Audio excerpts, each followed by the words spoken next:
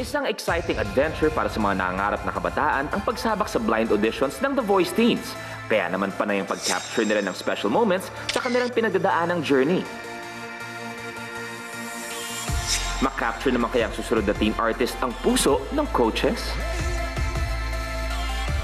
Ako po si Jomar Pasaron, 16 years old from Olongapo City. Ako po yung bunso sa aming apat na magkakapatid. 12 years na po hiwalay yung mga magulang ko po. Tapos si nanay na lang po yung nagkakalinga po sa amin. Si nanay po yung bumubuhay sa amin sa pamamagitan po ng karinderya business noon po.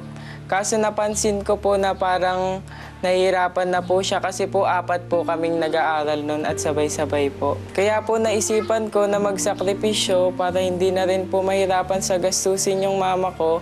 Doon na lang po ako tumira sa aking papa na siya yung nagpapaaral sa akin ngayon at nagpapatira.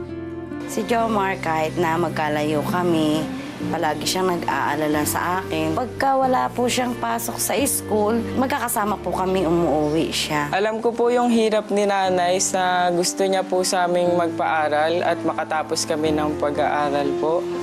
Kaya po pinagsisimikapan ko po talaga na makatapos hanggang sa kolehiyo po. Tapos po, nilalakasan ko pa po yung loob ko sa pagsali ng mga singing contest. At ngayon po, sa The Voice Teens na ako sasali.